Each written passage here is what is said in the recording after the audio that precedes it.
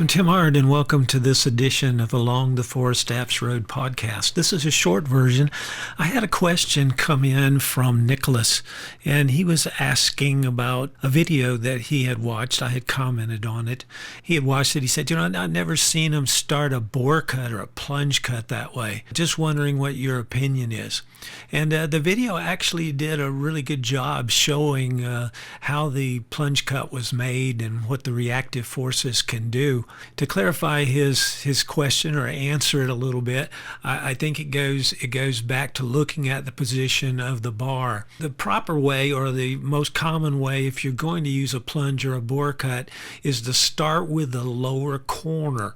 In other words, your kickback corner goes from the center of the bar tip upward to just past the radius of the bar tip. And so you want to kind of tilt down on your handle and start into the wood fiber below that center of the bar tip, and then rotate the bar into it as you continue the plunge into the wood.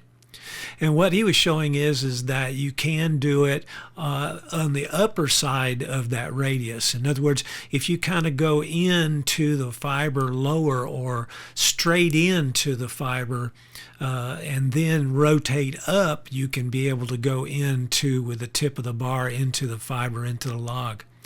And then also farther down gives you the ability.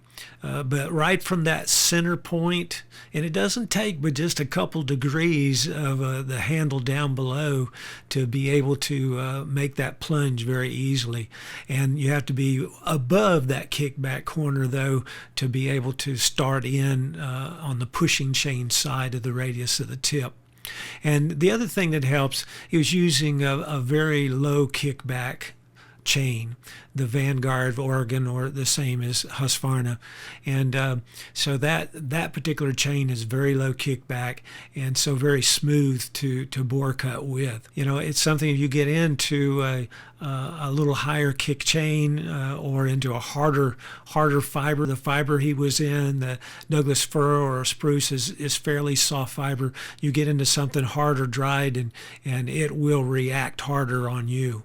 So be very cautious of that, and if you don't understand kickback, make sure that you seek out somebody to be able to give you some hands-on lessons on that, because it is a very dangerous thing. A rotating saw has a very quick reaction in that kickback zone, and generally that's a lot of the injuries caused by that. So this is Tim Hard. We're wishing you good sawing.